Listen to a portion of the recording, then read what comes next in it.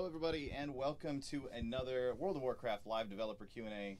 My name is Josh Allen, aka Community Manager Lore, joined here once again by Game Director Ian Hazacostas. Ian, hey, Josh. So pleasure as always. Yeah, absolutely.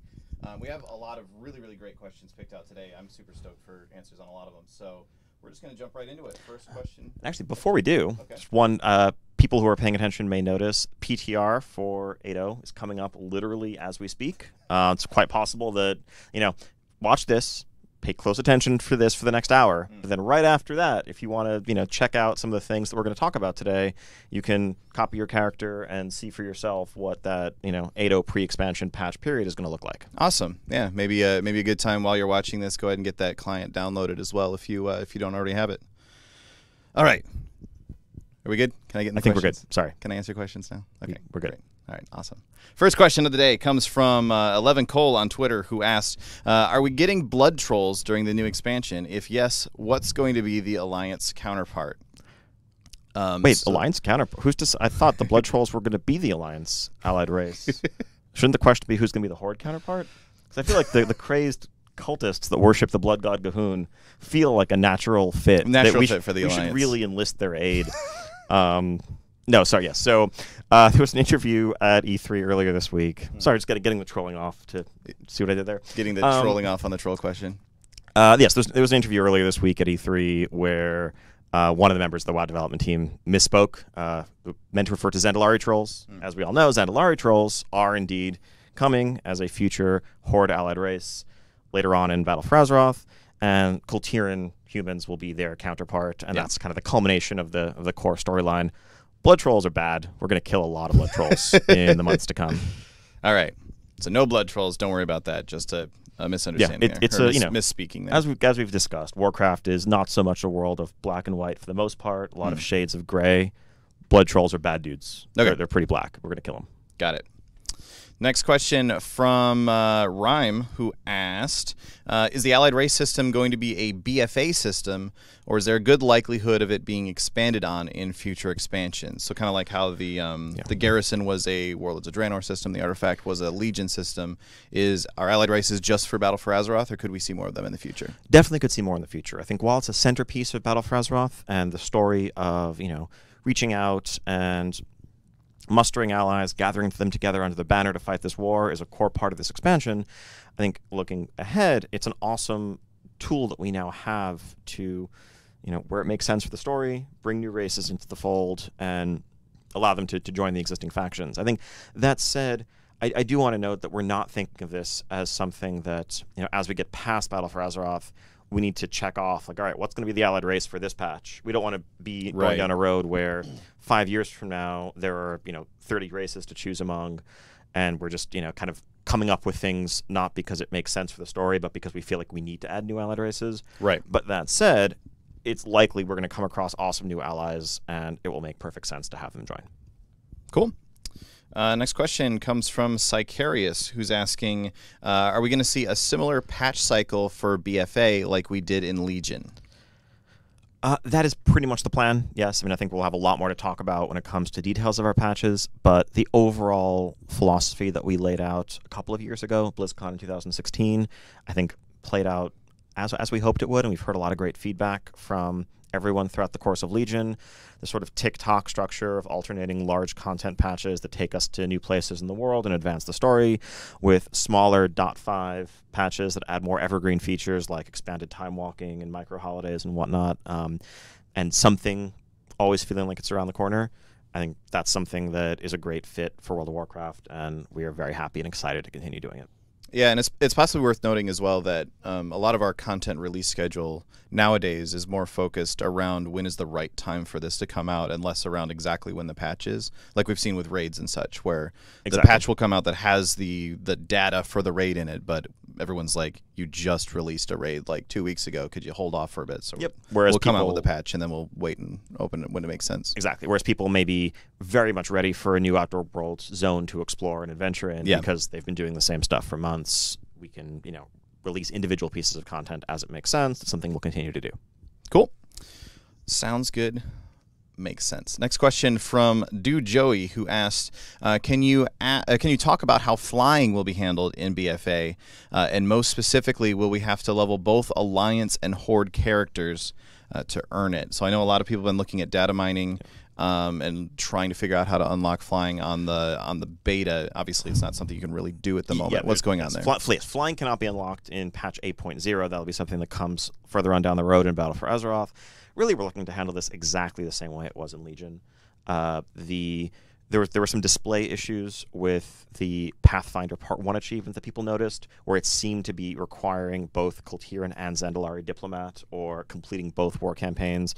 That's a display bug. It should be fixed in the next beta build that goes out next week. The intent is basically it's one or the other for those subparts. So it's explore both subcontinents, get your appropriate factions' reputations all the way up, complete your faction's war campaign, your faction's main story, outer world storylines, do 100 different world quests. Like, it's the same sort of things that Legion Pathfinder involved, and you only have to play one faction to do it.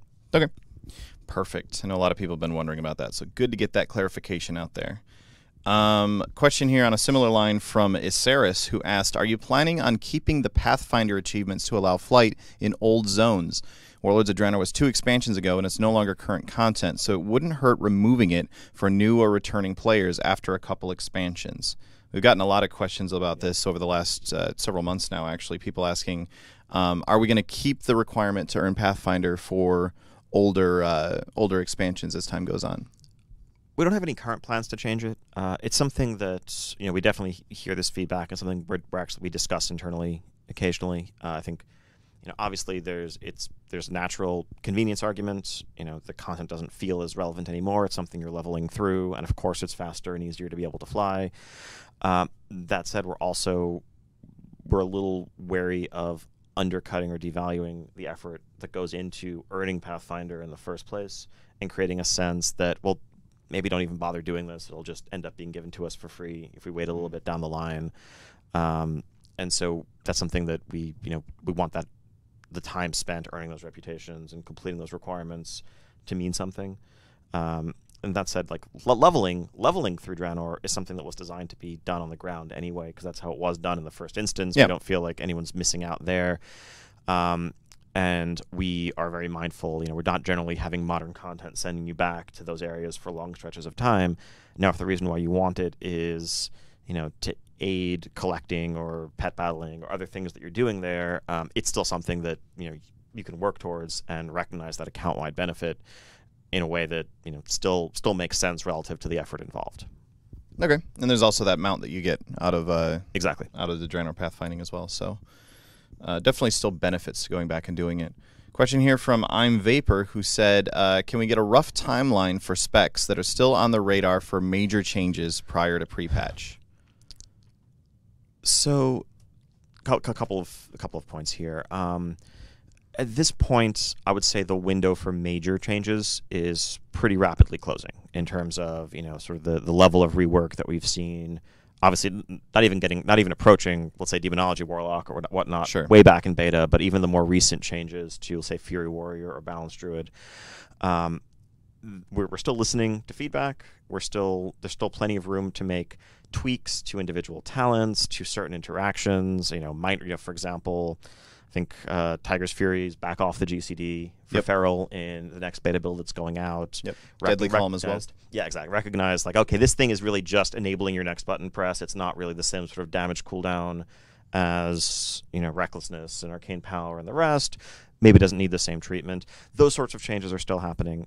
The reason here is, and that's just to be clear, we're not saying we think all of our specs are perfect, which is why we're not changing anything, because we know they're not. It's an ongoing process. It's a process that's going to continue after Battle for Azeroth launches, and the discussion remains valuable.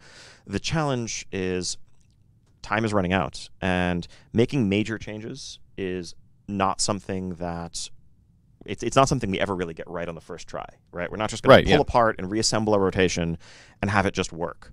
And so it's an iterative process that requires, at the very least, multiple weeks to play out, and we're getting to the point where we don't want to make a large change that might end up making things worse without enough time to really react to that feedback and get things really fixed up before the game ships.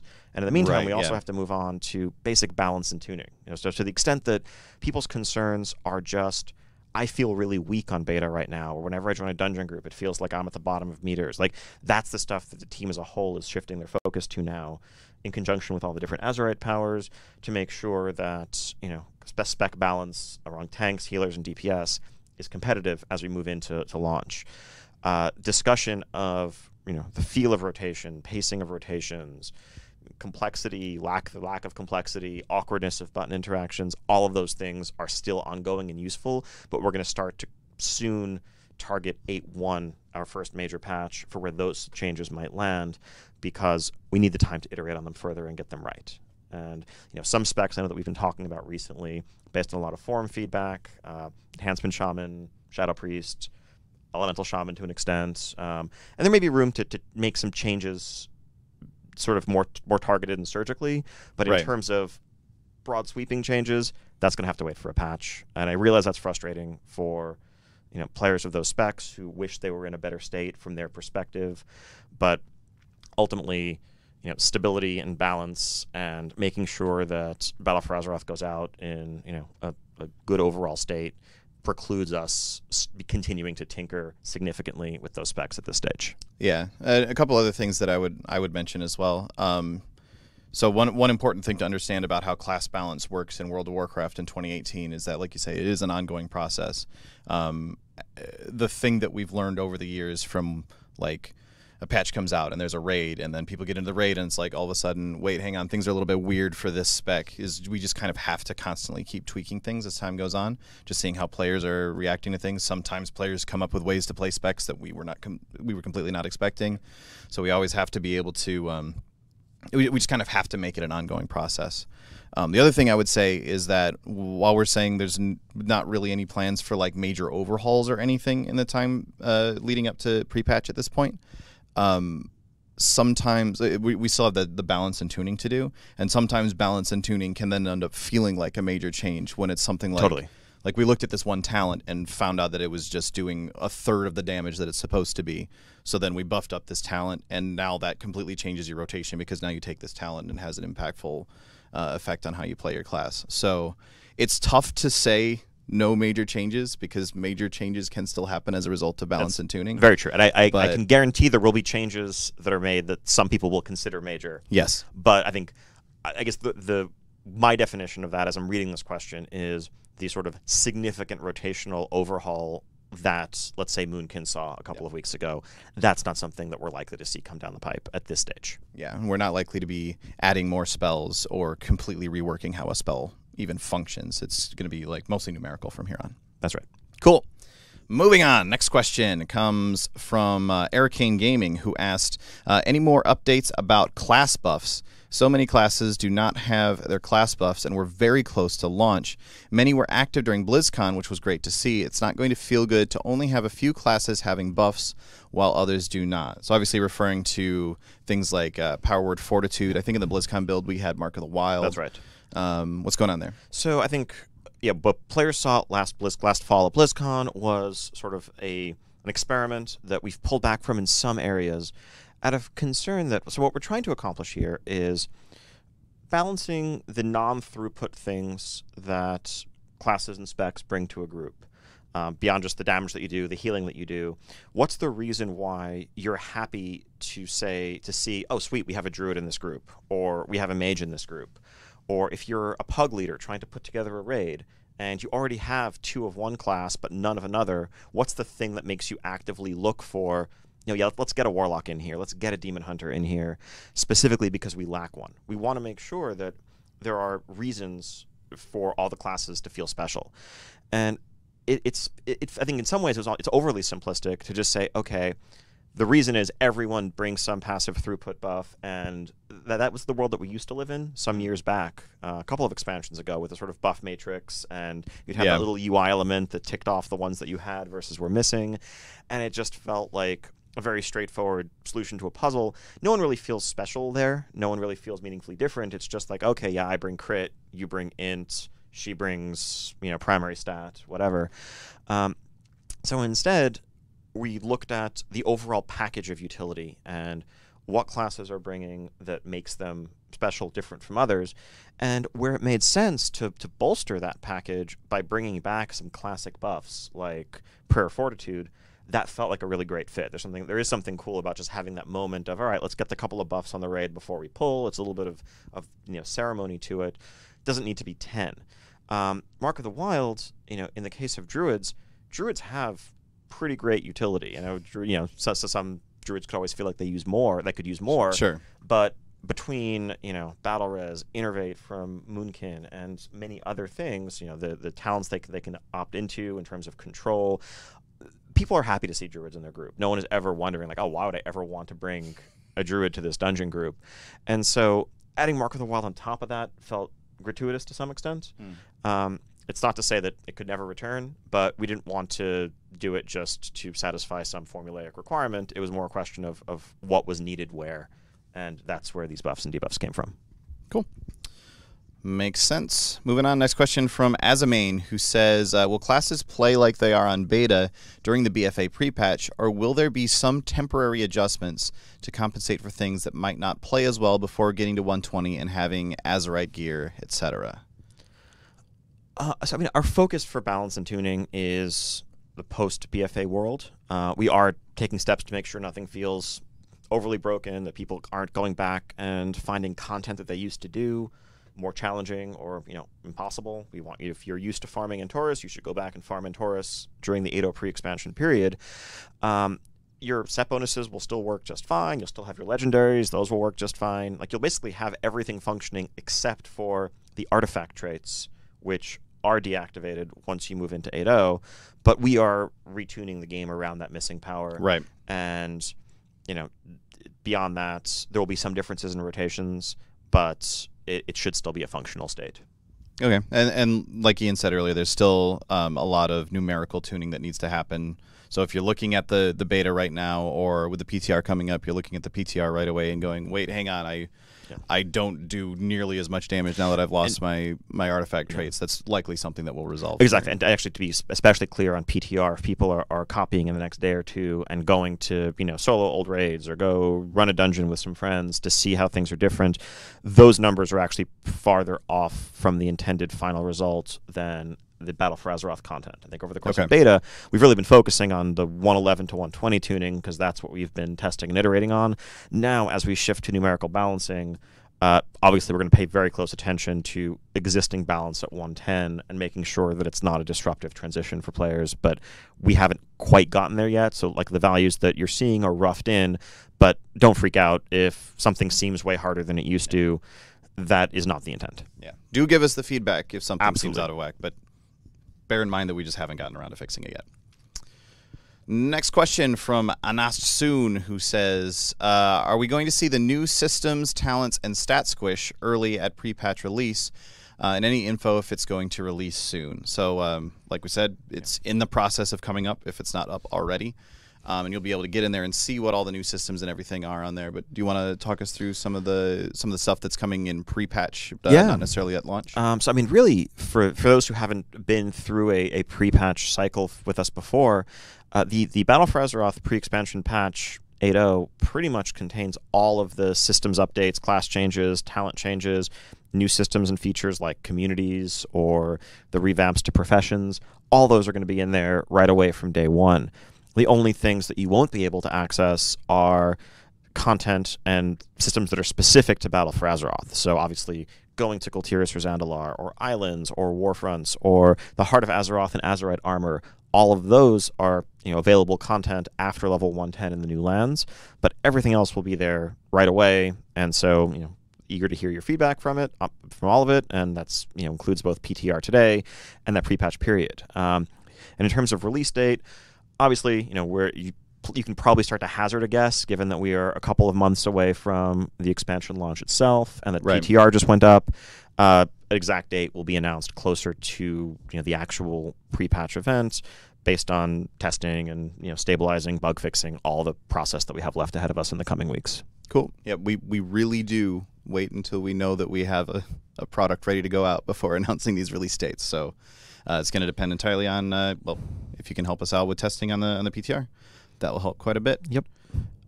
Similar question here from Chris Allman, and actually it's kind of Yeah. narrowing down on that last question Yeah. a bit, but I still think it's worth going over. No, totally. Will War Mode be available in the Battle for Azeroth pre-patch? So War Mode being the sort of new approach to the concept of a PvP server, where rather than at server select deciding whether or not you want open world PvP, you get to just decide when you go out into the world, Yes. do I want open world PvP? Actually, this is great question. Actually, I completely forgot this when listing the other systems. Yes, the PvP system changes are there right away in the 8.0 pre-patch as well. So that includes the new Honor Talent system, where you're picking 3 active talents from a large pool rather than being constrained to individual road selections.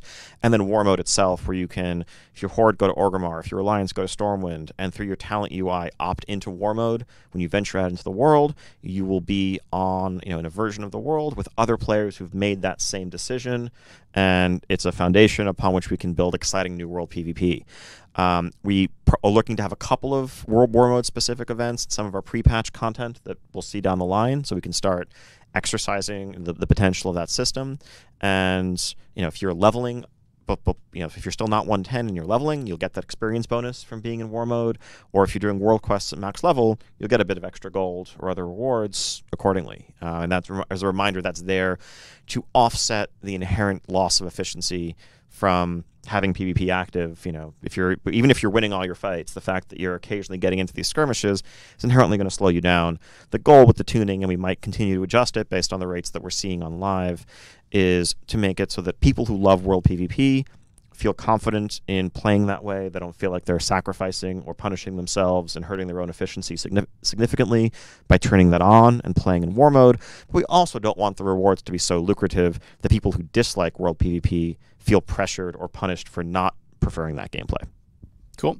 We have another War Mode question here. Next one, actually, from Nampi.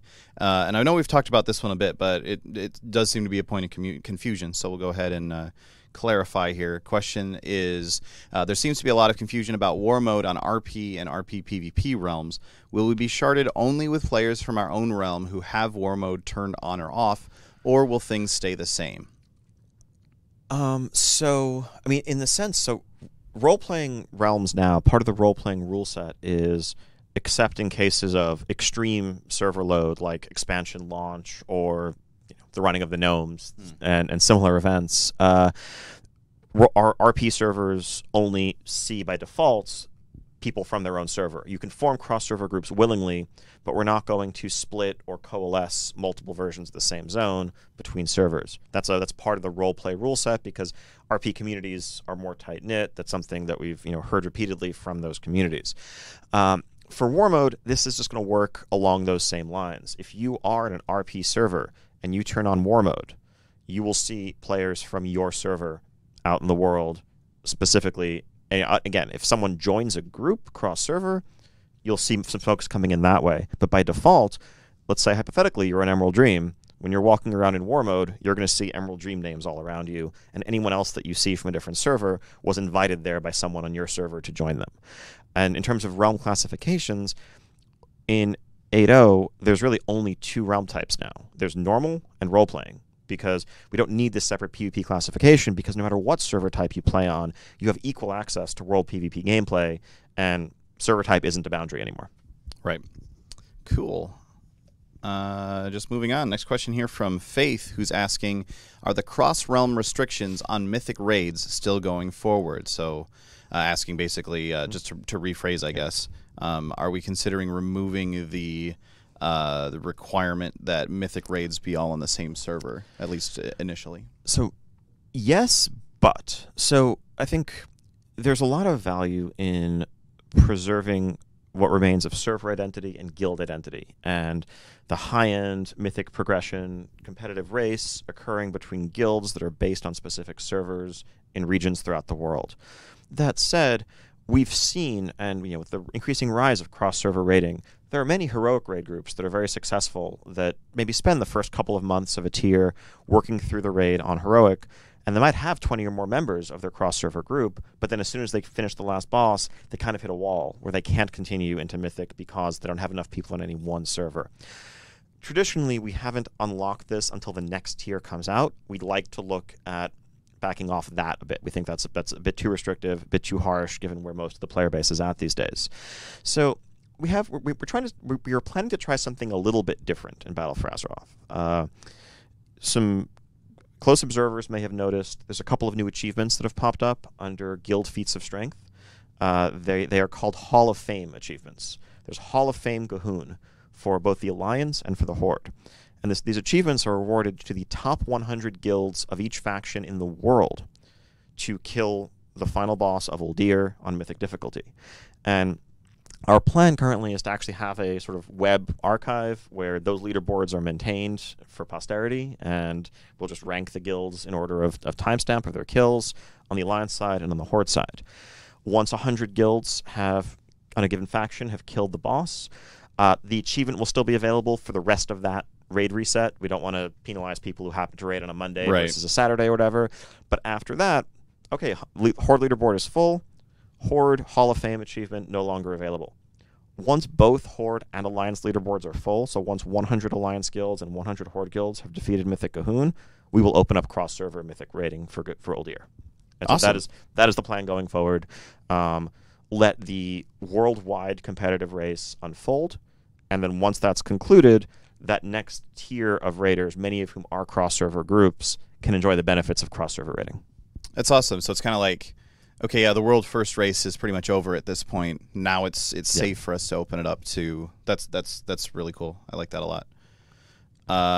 Moving on, next question from Requiem, who said, will the artifact be disabled after the retirement quests, or will it automatically be disabled like on beta?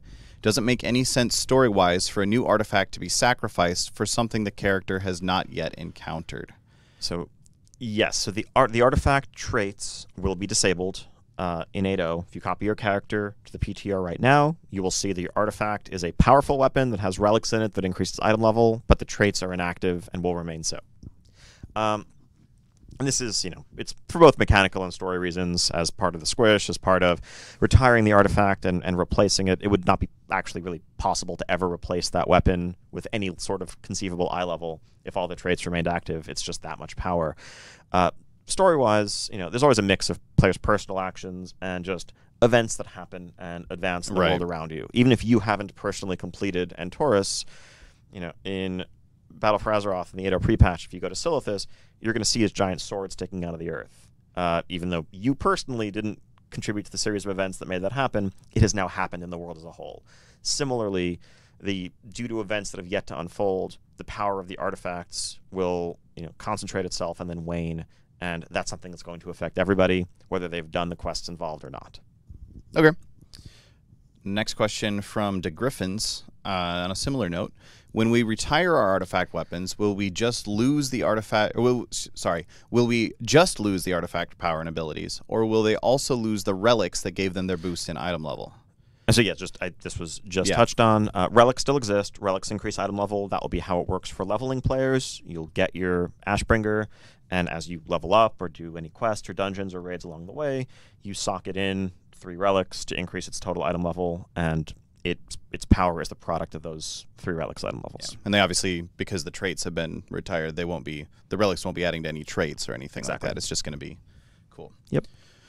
Next question from, I'm going to say Drake the 90 or Draketh 90, not sure. Can you please reconsider locking artifact skins behind specialization restrictions? Made sense when we were actually using the weapons, but once BFA hits, a class restriction would be more than enough to keep the fantasy intact. So kind of coming from the notion of if I play a mage, I'd like to be able to have the skin of the Frost Staff, or I'd like to be able to have Alaneth on my Frost Mage and stuff like that. So our artifact transmog is a bit of a special case. So on the one hand, yes, there are very strong fantasy connections between specific specializations and the weapons themselves. And when you see somebody with Ashbringer, when you see somebody with dragon-headed flail and a shield, that should immediately indicate what specialization they are. But the flip side of this is actually we're breaking some other rules here to make sure that you can always transmog, or in general, that when there are artifact appearances that occupy both of your hands, and especially in unusual ways, you can transmog them over basically anything, even breaking the regular rules. So some notable examples. If you're a Holy Paladin wondering, well, wait, how am I ever going to use this artifact transmog going forward? Because am I really going to have a spell two-hander? Like I usually use a one-hander in shield. We will let you transmog your two-hand artifact appearance over a one-hand in shield. Similarly, obviously, in the case of druids, who feral druids you can't dual wield daggers normally. That's not a standard thing you can do. Yeah. Don't worry, you'll be able to transmog that over whatever and get your animal appearances. Or a fire mage who happens to get a great staff in a raid can still use the one-hand and off-hand combo from their artifact that they've grown accustomed to. And so mixing that with removing spec restrictions would lead to a lot of potentially very odd outcomes in terms of animation sets and abilities you're using with weapons that you were never really intended to be able to use. We could have explored some more complex version of the design that overrides those restrictions only for some specs but not others.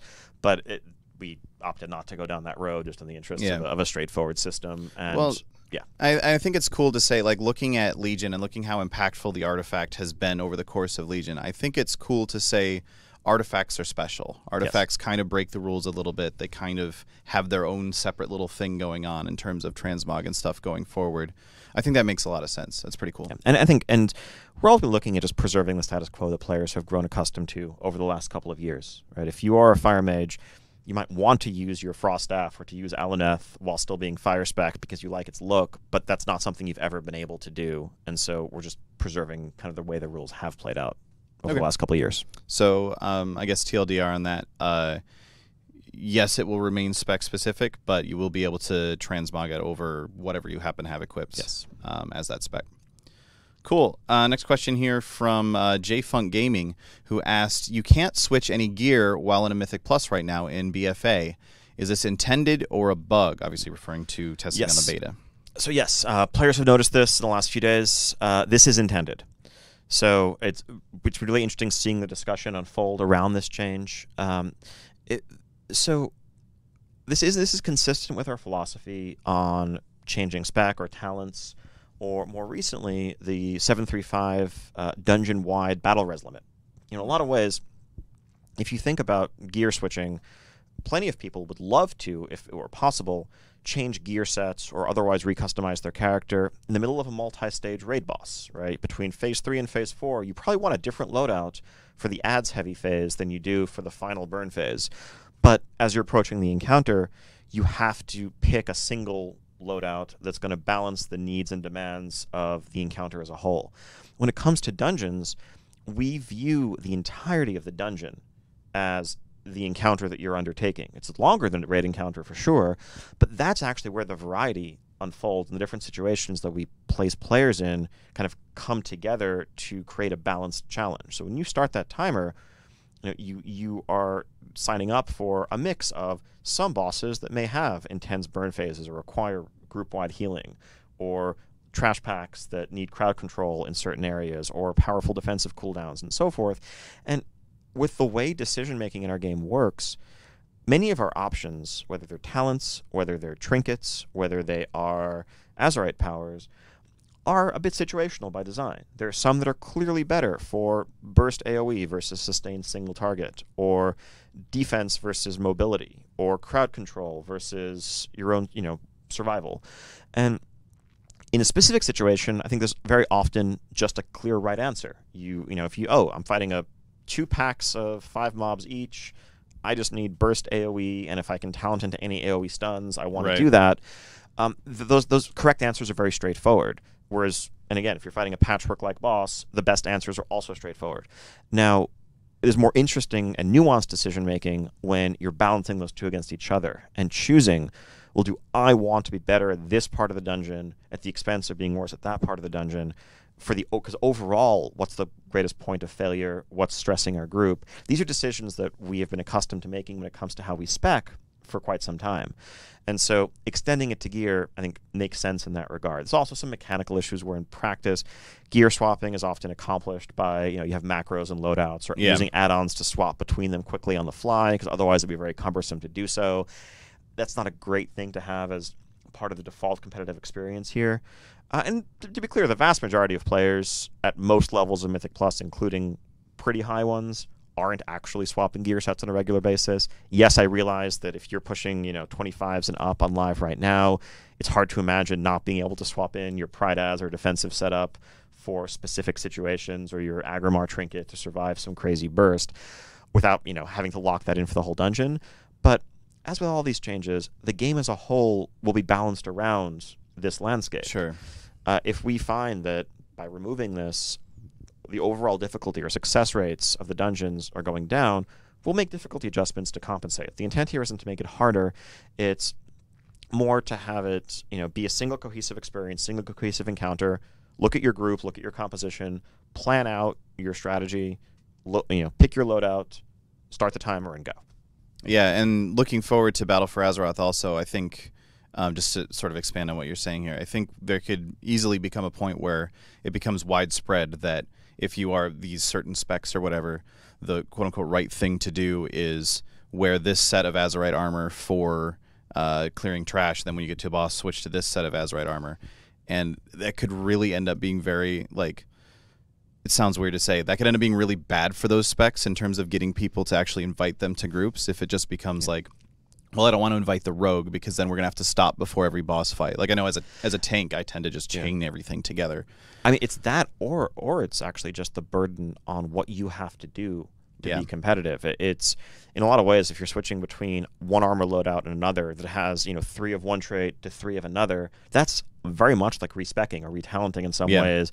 And now, if you're trying to be competitive, you also probably feel like you need both of those complete loadouts at a high item level. You need to actively pursue multiple gear sets in a way that probably distorts the overall balance of the system that's designed for more mixing and matching and creating an overall well-rounded setup that suits your gameplay style. You'll still have some backup pieces, but again, you're making the decision at the start of the dungeon, what matters most to me right now? Do I need a defensive setup? Do I want things that are going to boost my cooldowns or my execute range damage? Because, to use a Legion example, this is a high tyrannical, Wrath of Ashara or whatever, and that's actually going to be a big factor in terms of shaving time at the end. I know that's going to come, so I'm going to use an execute loadout for this dungeon. That kind of thing is a decision to be making at the start, rather than the sort of no-brainer. Okay, we're getting to Wrath of Ashara. I'm going to push my execute gear set macro and swap that in. Yeah. Making the choices interesting by making less choices is actually a thing. So let's move on to the next question. It comes from Nidorina, who asked, this is actually perfectly timed, when will we learn more about the new BFA Mythic Plus affixes, and will there be testing for those affixes? So when will you learn more? Right now. When is there testing? Right now. So we're actually we're actually not doing a significant amount of overhaul to the affixes that we have in place in Legion. I think, we're having to tweak a couple of them. I think we just actually nerfed Necrotic from 3% to 2% to reflect some changes in overall tank survivability. And we'll make some other tweaks, but we're pretty happy with the variety of how they've played out over the course of Legion, and not looking to really enact change just for the sake of change and throw out a bunch of stuff that's working well and have to, just change up everything else. We have a whole new set of dungeons we're going to be exploring after all. Right. That's more than enough variety in terms of the existing gameplay. The big changes that we are making, just a couple really. So first off, as people on beta will have noticed by now, Tyrannical and Fortified are actually available right away from a level 2 key on up. They're actually the baseline change. The difference between Mythic 0, or just baseline Mythic, and the first level of Mythic Keystone is the presence of either Tyrannical or Fortified and nothing else. So you'll either have tougher bosses or tougher trash.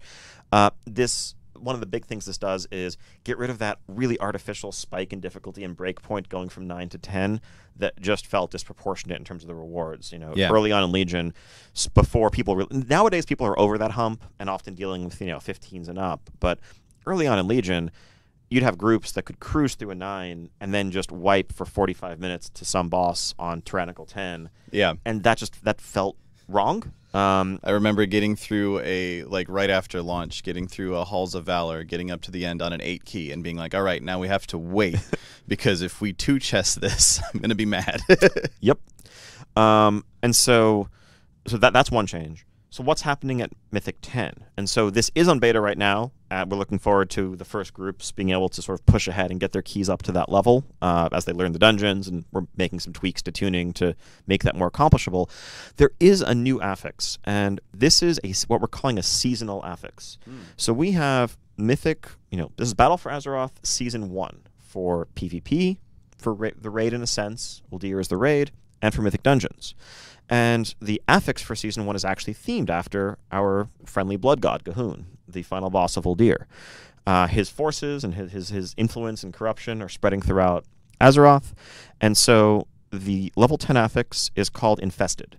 And this will be present every week. It's not something that rotates, so the way in which it plays out may change from week to week. And when Infested is active, there is basically a parasite of G'huun that will have infested a certain number of the non-boss units throughout the dungeon. This parasite empowers those units, making them more dangerous, resistant to crowd control, and when they're killed or sufficiently damaged, the parasite will jump out and make its way towards another unit, at which point it can be killed before it gets there. It can be crowd controlled, stunned, locked down. It adds an extra layer of tactical planning to how you approach polls. Something that might have ordinarily been a low priority target can quickly become the #1 priority target in the poll, and that will change from week to week. The way this works, these are fixed. They're fixed. Loadouts isn't the right word, but patterns in terms of how the affix applies. It's not completely random. We wanted to make sure that you don't have just the unlucky roll where really rough pairs of mobs both get infested. So it's all hand-chosen by us, cycling through a set of options. Sometimes there'll be some beefier lieutenant mobs that tend to be infested. Other times it'll be smaller, fodder. But the way it plays out will vary there. And so the thought is that is the Season 1 Mythic Keystone affix. Once in a later patch, once another raid tier comes out, Infested will be retired, and we will have a new themed affix for that next season. This is something, that's there for those who are pushing the higher end of keys to contend with, and for people just sort of in the mainstream of the system doing lower keys and getting loot there won't be too much that has changed meaningfully other than the presence of Tyrannical and Fortified from earlier on. And yeah, we're really excited to see how all this plays out and to have a more structured approach to something that was it was an experiment in Legion, and I think we, looking back, feel like it was a very successful experiment, and so now we're trying to enshrine it as just a mainstay of World of Warcraft endgame and a primary progression path alongside PvP and raiding.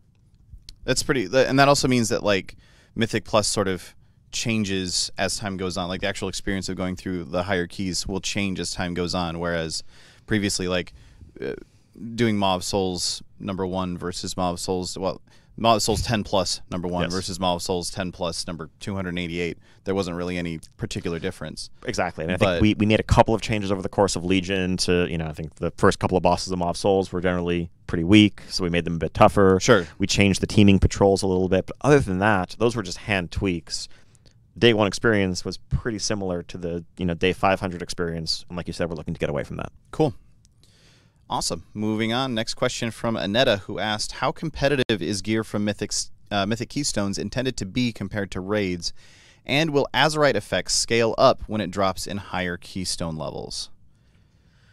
I think same as Legion in this regard. I think we're happy with how that structure has played out. Generally, at the very high end, Mythic 10 will yield the best possible loot once everything is fully unlocked a month or so into Battle for Azeroth.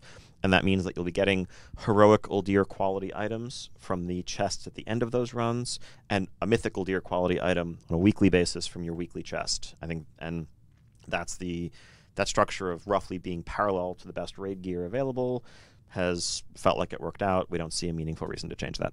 Cool. And so the part about the Azerite effects scaling up when it drops in higher Keystone levels. So the power of Azerite effects is proportional to the item level of the item that contains them. And so Azerite armor drops separated by tiers. It can't Warforge or Titanforge. And so I'm trying to remember the exact numbers off the top of my head right now. Correct me if I'm probably wrong on this, but it's 350, 365, 380 are the item levels, I think, for normal heroic mythic. And so remember there's a squish, by the way. Yes, exactly. Yeah. No, they're actually like Wrath of the Lich King level items. They're kind of weak, but you should use them anyway. But anyway, yeah. So it's those are the breakpoints. We didn't want to create 5 eye-level Azerite armor upgrades because, as much as possible, this is something we've been trying to do across itemization in Battle for Azeroth. We want a large full tier jump in item level to be a guide to say, hey, you should just equip this item, rather than having to compare a whole matrix of 3 sets of powers versus 3 others to decide and simulate and look up whether it's worth a 5 eye level loss or gain. Right. With 15 or more, it's much clearer. But anyway, so yes, Mythic Keystone Dungeon rewards do scale the whole way up with 5 high-level increments. Azerite armor is an exception from that. There'll be certain breakpoints. I think we're currently thinking at around Mythic 4, Mythic 7, Mythic 10, where those new affixes come into play. That's where you'll start to see normal, heroic, and mythic raid quality Azerite armor come from your weekly chest. One note, actually, for how Azerite armor is obtained at endgame. Once you get past blue quality pieces that come from normal and heroic dungeons, all the endgame sources of Azerite armor are from sources that are gated by some lockout and not just endlessly spammable. So raids, by definition, you can only kill a raid boss once a week. In PvP, it'll come from Conquest rewards or from your weekly chest there. And from Mythic Plus, it'll come from your weekly chest. And we are planning on being significantly more generous than we are with regular items when it comes to these. But it also, this allows for much greater certainty and stability in the rate at which these items can be awarded, to make sure that the average active player is getting all the ones that they need, without creating a loophole where, okay, if you just spam Mythic Plus for 50 hours a week, you can get all the Azerite armor with every power for every slot, and that's now the way to play the game. We just want to encourage just the best way to play to be a healthy variety and diversity of the activities that you pursue, and no feeling of obligation to just grind your face off in pursuit of a specific reward. Cool. Moving on, next question from Fumi2407, who asked, on launch, how are Mythic Dungeons going to work? I believe in Legion that the first 3 weeks were locked to 845 item levels. So actually asking about base Mythic Dungeons, not necessarily Mythic Plus. Yes, so I think exactly the same as, or very, very similar to how Legion worked out. The plan is we have this 3-week kind of pre-season period where everyone gets leveled up, everyone gets geared up. Baseline Mythic Dungeons are available. I believe they drop 340 eye-level gear in this new world. There'll be a lower ceiling on how high items can Warforge or Titanforge. You can't, no matter how lucky you are, get some Mythic raid quality Titanforged item before the raids have even opened. And then after those 3 weeks, the PvP season begins, rated PvP begins, Uldir opens, and Mythic Keystones become available. Within that framework, there'll still be a lower cap on the quality of Mythic Keystone rewards because Mythic Raid isn't open yet. We want to keep those 2 systems in parallel, just like we did in Legion.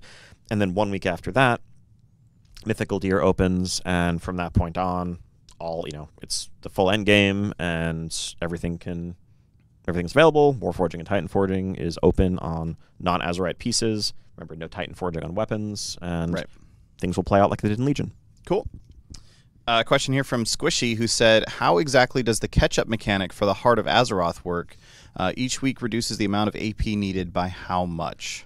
So there's a background knowledge mechanism that is not fully it's not in effect on beta yet, but will likely be before the end of beta, that works in the background just like knowledge does and has towards the end of Legion, except whereas knowledge multiplied your artifact power gains every week, I think it was something like times 1.3 that just kind of compounded exponentially.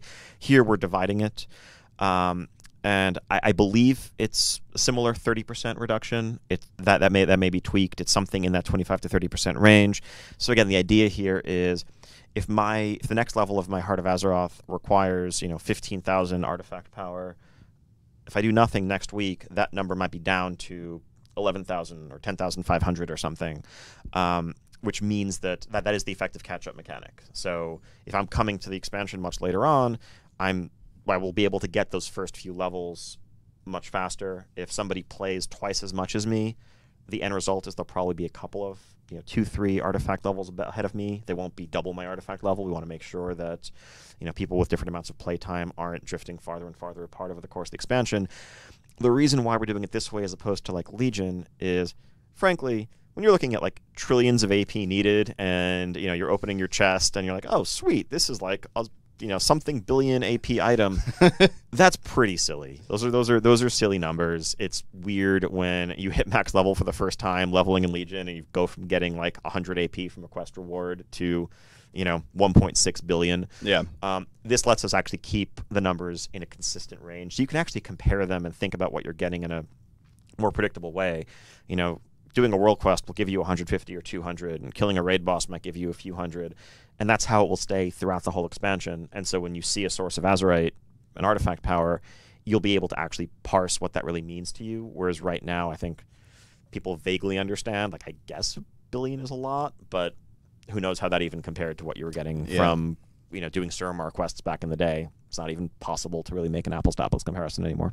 It also means that there's never a point where it's actually the wrong time to earn artifact power, the wrong time to go through a quest. Yes. Like I know a lot of people would maybe do the Suramar quest chain on their main just to unlock everything, and then on alts be like, no, I'm going to save that for when artifact knowledge is ramped up a whole bunch because it's worth so much artifact power. I know that, at least that's what I did. I ended up leveling a lot of alts through that later just as a great way to catch up on artifact power.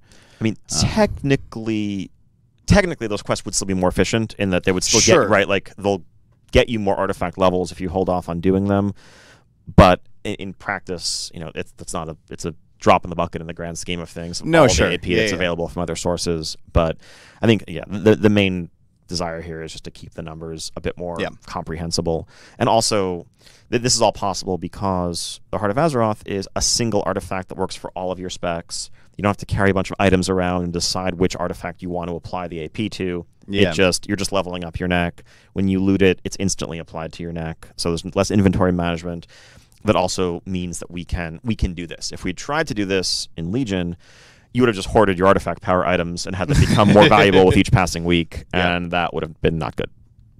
All right. Next question from Ughash, who's asking, can you expand on how loot will be distributed from PvP in Battle for Azeroth? I know we've talked about this a bit in the past. I remember it coming up at the press event that we had a while ago. But it kind of feels like people still don't really know what's going on there. Sure. So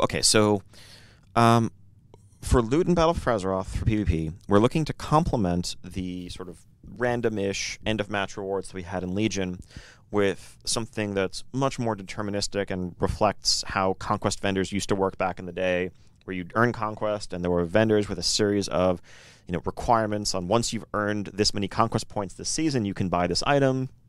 People would naturally just kind of cobble together their sets in a predictable way over the course of the season. We know that relying completely on randomness can be very frustrating, and with gear mattering once again in PvP, we want to make sure that people who are just focused on PvP as their preferred playstyle have a reliable path to the gear that they want. So there's 3 parallel systems that award loot in rated PvP and PvP in general. So first off, just like before, at the end of a match, you'll have a chance to get an item. You finish an arena match, and you'll have a chance to get an item just like you did before, similar to sort of the end-of-run Mythic Plus rewards. The quality of the item will be based and proportional to your rating and your ranking. So whether you're in the Duelist tier or the Gladiator tier or the Challenger tier, that will affect the quality of the rewards that you're seeing. Now, in parallel to that, when you win rated PvP matches or you do your first Battleground of the day, your first Epic Battleground of the day, you'll be earning conquest points, filling a bar at the top of your PvP UI.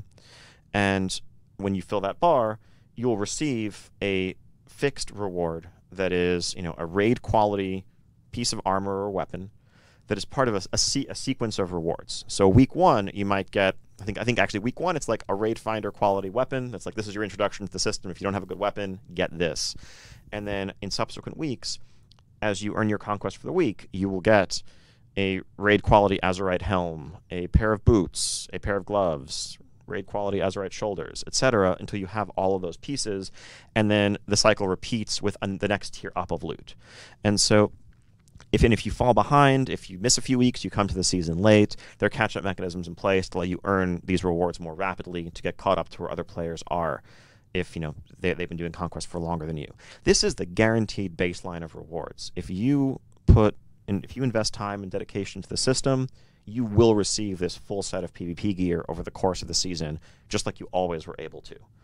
Obviously, you'll earn conquest more rapidly if you're doing it at a high rank, but that's kind of the baseline, guaranteed, regardless of what your rating is, as long as you're active, as long as you invest in the system.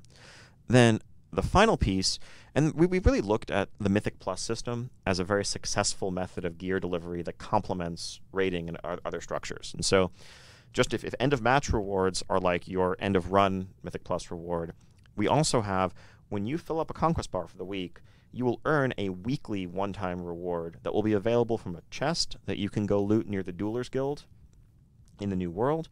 And that has a higher tier piece, one per week, that is, again, proportional to your rating and to your ranking. And that will be based on the highest bracket that you had at least one win in. So obviously, Okay. If you hypothetically get carried to Gladiator, if you want to keep getting those Gladiator rewards, you need to actually win matches in the Gladiator tier to be rewarded accordingly. And those at the very high end will be on par with Mythic Raid gear. It's just like you did a Mythic 10, you did a Mythic 15. You open your weekly chest there. This will be the PvP equivalent of that. Awesome. So 3 systems, random end of match rewards, fixed conquest schedule over the course of the season, and powerful weekly rewards based on your skill and rating. Awesome. Glad to hear it.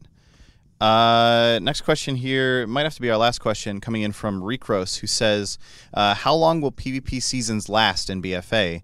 Will they be similar in length to Legion, or will they go back to corresponding with raid tiers like in previous expansions? I think we're thinking a bit longer than Legion and trying to parallel our raid tiers and the other structure a bit more. I think the reward schedule that we have planned out certainly can span that longer tier. As much as possible, we'd like for our reward systems to parallel each other, since that's just sort of how the game as a whole works. We know that if a new raid has opened and we're giving out better raid gear from there, PvP needs to remain competitive. Mythic Dungeons need to remain competitive, and it's much cleaner if we can keep those systems moving in parallel. Versus, I think one of the challenges we often had in Legion, where we tried to fit 2 PvP seasons into a single raid tier, was that for the first of those seasons, very often, PvP gear would just feel weak. Like, if you're looking around at the gear that high-end raiders had, it just wasn't as good as what you had, because we had to leave room for this whole second season within the tier. The alternative would be, and this happened briefly, I want to say, in like 7.15, 7.2, towards the end of Nighthold, there was a period where the PvP gear was actually just strictly better than the raid gear, and people could get end-of-match rewards that were better than Mythic Nighthold gear, Right. which also led to something that felt skewed in the opposite direction. The more we can keep all of those endgame systems moving in parallel, I think the more balanced and cohesive the endgame reward system will be. Cool.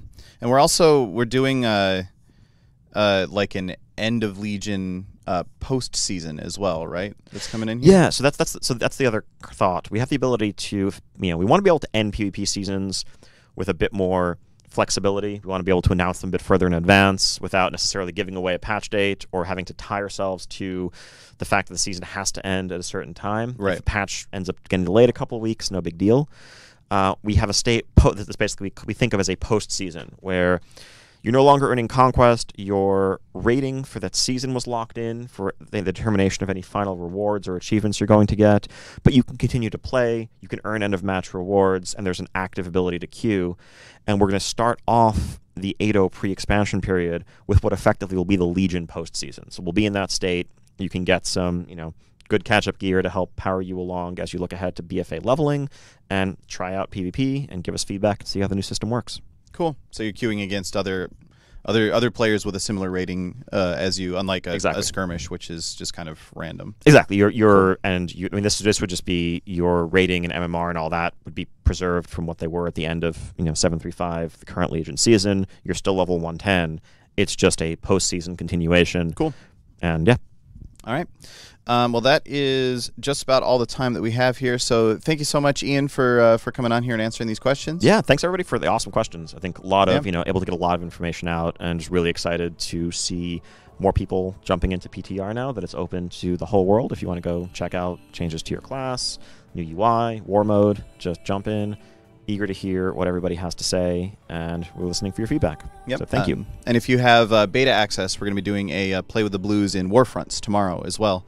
We're going to be using the communities feature to help put that together as well. So keep an eye out. We're going to have Definitely. We made a sort of a small announcement about it yesterday, but we're going to have some more information coming today on how you can get involved with that. So if you do have beta access, keep an eye out for that.